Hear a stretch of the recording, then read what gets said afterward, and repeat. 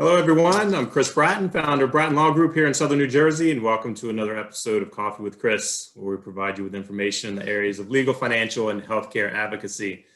I'm extremely excited to speak with my guest today, Dr. Stephen Goldfine, who's Samaritan's Chief Medical Officer. Has been instrumental in making the organization a regional leader in palliative medicine, hospice care, and grief support. In addition to his role as CMO, he sees patients with Samaritan's Palliative Medical Partners practice. Dr. Goldfine is board certified in hospice, palliative, and family medicine with added qualifications in geriatrics, and has more than 30 years experience. His compassionate expert care has earned him a 5-star rating on Healthgrades, and he's been recognized and named among the area's top physicians by several Southern New Jersey publications. Welcome, Dr. Goldfine. Thank you for joining us. How are you today? I'm great, Chris. Thanks for having me. I really am honored to be talking to you and your group today. Absolutely. We appreciate your expertise. So the holidays are approaching. So I wanted to talk to you about different types of care, the importance of having families address care and advance directed discussions.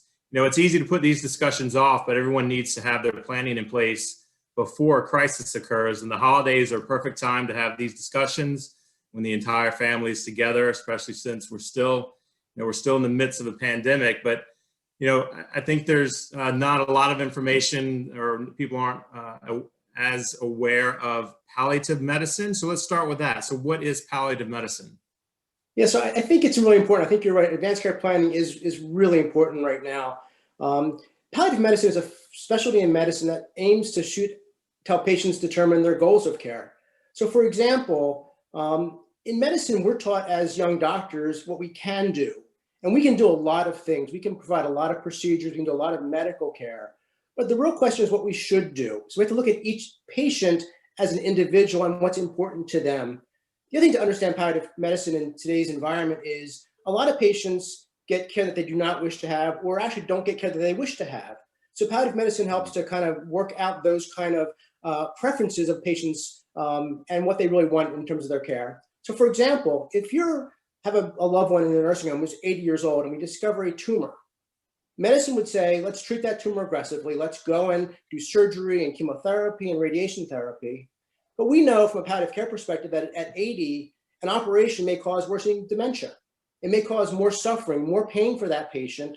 And the patient may die of her dementia before they die of their cancer. So a palliative care provider would get involved in that case. They would actually start talking about symptom control, like pain and suffering, as well as then determine what's important to that patient, looking at what I would call goals of care. Within each one of us, we have a quality of life that we wish to maintain throughout our entire lives. So how do we define that quality of life? When we work hard with our patients to make sure that we understand what their quality is. Once we have that quality, we can then determine what level of care is appropriate. And that really helps the families to direct that and really help them to make sure they get the care that they want. So we write down their preferences, and that's really what's important in palliative care. And do you get along with the patient, do you get the family involved in those discussions as well? We always hope to have the family involved. I think the family is an integral part of this conversation. We know that when we make decisions, it really is a family decision. And I think medicine and medical illness doesn't affect just the patient, but affects the entire family. And I think also important with medical illness, it's not just a physical illness. There's a lot of other components, like the social component, the spiritual component. Patients that get diagnosed with a cancer, for example, have a lot of anxiety, a lot of concern. What's going to happen to my business? What's going to happen to my family? How am I going to support them? And all those issues need to be addressed. And that's why palliative care looks at that holistic view of that patient to make sure that we are not just looking at the medical concerns, but also the entire patient and look at them globally, which I think is real important. Yeah, absolutely. And certainly, especially when the patient does have family involved, it affects them as well. Maybe they have to take off work to help care for that individual. So it really is a domino effect and really affects everyone. I think a lot of people confuse palliative medicine with hospice care. So how is that different?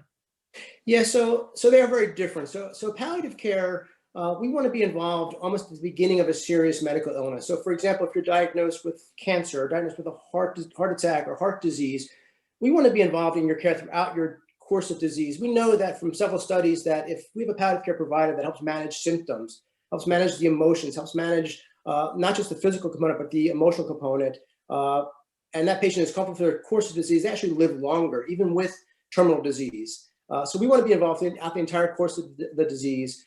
In that case, we are pretty much like the oncologist or the cardiologist. We are part of your medical team that supports your care and defining that palliative care. Unfortunately, in some situations, things don't work out as we would like them to work out, and patients become terminal. And whatever we have done for that patient, the medicines are no longer working, whether it be a chemotherapy medication, whether it be cardiac medications, and those patients become terminal. So hospice gets involved at the end of patients' lives. We like to be involved with 6 months or less if possible. Unfortunately, in today's world, most hospice care is given within the last week of life. The problem with that is, as you can imagine, the medicine is not that difficult. We can manage pain pretty quickly. We can manage anxiety. It's really that emotional component of trying to finish your life, making sure your relationships are tied up, making sure that you're talking to your family, the things you've said that you want to say. And it takes my team, which is a team of a nurse, a social worker, a chaplain, a physician on the hospice side to really help that patient end their lives in the way they wish to end their lives. So hospice is really at the very end of your life. With hospice, we have a very good benefit in this country. And again, you get a lot of support. So you get a lot of emotional support with that chaplain and that social worker. The nurse comes to visit your house every week, every other week, depending upon your needs. So it's a much more robust program. And I think that's really what's important with the hospice program. So kind of walk us through what that discussion is like with the transition between palliative care and hospice care. Who's assisting in making that decision? What part of your team is involved? When do you bring the family in to have these discussions? Those types of things. Yeah, so I personally like to get the family in as soon as possible. So I like having the family in at the very beginning. I think what we do wrong in medicine is we are not always honest with patients about prognosis. And there's a theory in medicine where, again, medicine today is diagnose and treat. But really what it should be is diagnose, make a prognosis, establish goals of care, and then treat. And if we take that plan through as a different way of looking at disease, we then provide the right level of care for that patient. It is tough. It is hard to have an honest conversation with a patient. We have hope. Doctors are trained based on hope. We want to cure people. We want to make people well again. And so that trying to not pull away hope from that patient is a very important issue. For me personally, I want to be involved with the family. It's been harder with COVID because we've been having a lot of these conversations, reverse like we're having today, through telehealth, through non-personal interactions, just telehealth interactions, which has been a little more difficult. But we want to be, able to talk to that patient, be there to support them, really understand what the diagnosis is and the prognosis is, and then be compassionate. And I think that's really important. You can give bad news to patients and their families, but you have to do it in a compassionate way, in a kind and caring way, and then make a plan of how we're going to manage their symptoms and how we're going to manage their life after that. Right, agreed. So advanced care planning is a big part of palliative medicine. And I know from a legal perspective what my answer would be to this, but why is it so important, especially in the times we're going through now, to have that advanced care planning in place, and who should have that advanced care planning in place? Yeah. So the first question is the easiest part of that question. And I think that every person in this country that's 18 years and older should have an advanced care directive. We do know that younger people, age 18 to 35, have more traumatic death. So they die suddenly, or they're in car accidents, become what we call brain dead, or have other major threats to their lives. And thank God it's a small number, but it's still a significant number. Those people should understand what their wishes are. If God forbid I do have a major car accident and I am brain dead in the ICU, do I want to live that way on a vent in a nursing home, or do I not want to live that way? So I think that younger age population is very important. But I think that everybody should have these conversations. It's much easier when you're making decisions to know what the decision is ahead of time. And again, when I go through that, I determine quality of life. I work for that family to work on quality. What's important to you? So for example, when I did my advanced directive, I like to talk to my family. I love my family very much. There's some dementia in my family. So I'm concerned that if I don't have my memory, I don't want to be kept alive in a nursing home, not remembering who my family is. So very much that was my line in the sand. If I could not communicate with my family, then I did not want aggressive care. So within all of us, there is that quality of life that we try to generate and define for that patient, for that family. And one of my favorite stories is I had an older gentleman, 95 years old, who used to go fish every day down in the Delaware River in Palmyra. He would just throw his pole in there with his buddies. I'm sure they drank a few beers here and there. And he got to a point where he got some really bad back pain and had cancer of his spine. And he told me, Doc, if I can't go fishing, then I just want it all over. So he defined his quality of life by that fishing. That was really what made his life go. And so that's how we kind of begin to work on advanced directives and advanced care planning. Again, the important part of that is doing it ahead of time. In the crisis, we all make the wrong decision. 2 o'clock in the morning in the emergency room, we're going to get more care than we may or may not wish. And so we have to understand what that is. So doing it with your family doctor, doing it with your lawyer. And I think it really is important we have a conversation with the medical team about what's possible, what's not possible. So for example, a cancer diagnosis, if you have stage 4 pancreatic cancer, it's not possible to survive that in today's world, or very unlikely to survive that. So we need to understand what the medical component of that is. So having that dual combination between, I think, lawyers as well as physicians working together to define those goals become really important. Agreed. I think the entire team should be taking a look at the client patient holistically. And that's one of the things that we try to stress to people is do it in advance, have those conversations with your family in advance. And I know from our perspective, some of the most important documents are that healthcare proxy, that living will, that HIPAA release. But with what you're seeing, what do you feel the most important documents are from a medical perspective? So I agree. I think it's advanced directive, and there are multiple advanced directives. There's something called the POLST form, POLST, which is the Practitioner Order for Life-Sustaining Treatment, which is a document that we use in the last 2 years of life. There's something called the 5 Wishes, which you can find on the Samaritan website at samaritanNJ.org, which is a great document to go through and understand what your preferences are.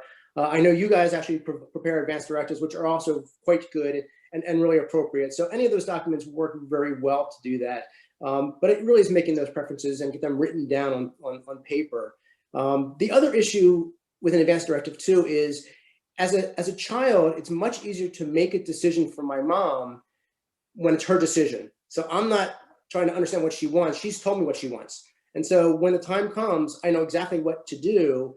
And that's really an emotional place. It's a better place emotionally. When you're trying to figure it out in real time, it's really difficult. And you feel that burden, that weight of trying to make those decisions, which is really, really difficult. Exactly. That's a heavy weight to bear. So what should someone do if they think a loved one can benefit from palliative medicine?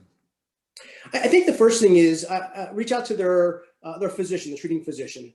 I think it's important that we engage, whether it be a primary specialist, an oncologist, cardiologist, or their family doctor, to really understand what they know about palliative care. Because I think, unfortunately, many physicians in our country equate palliative care with death, with end of life.